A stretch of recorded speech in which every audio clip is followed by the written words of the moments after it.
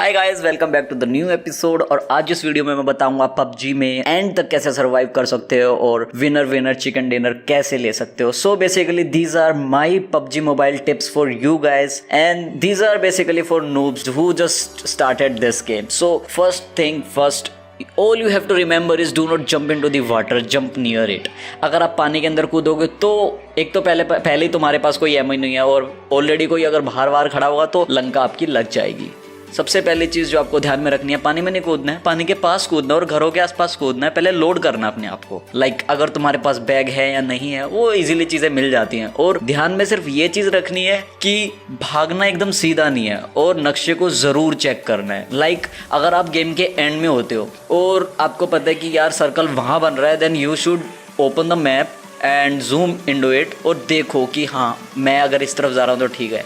Third चीज़, अगर इस चीज़ के अंदर देखो, फाइंड अ हिडन स्पॉट जहाँ सर्कल के नियर में रहे वो, और जूम लेंस से आप देखो कि यार वहाँ पे कोई है तो नहीं और शूट देम।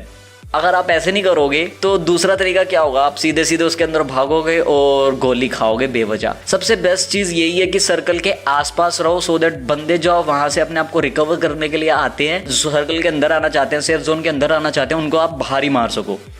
बेस्ट चीज़ रहेगी ये। और उसके बाद जो नेक्स्ट चीज़ है, जो आपका बैग है उसको फुल करके रखो। You do not forget this thing. Bag अगर खाली है तो गड़बड़ है।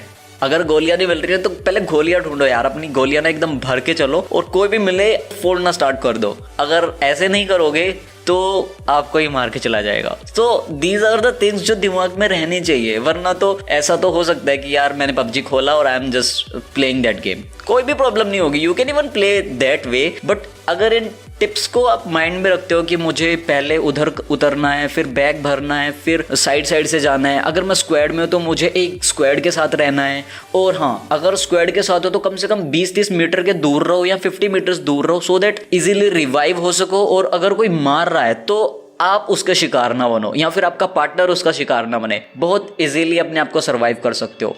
नेक्स्ट थिंग, जब ये वाला एरिया चूज करते हो पत्थर्स की बहुत हेल्प लो, क्योंकि मोस्टली ऐसा होता है कि आप लोग अगर आपके पास अगर 8x लेंस है तो पत्थर के पास आओगे और 8x लगा के ठोकना स्टार्ट कर दोगे।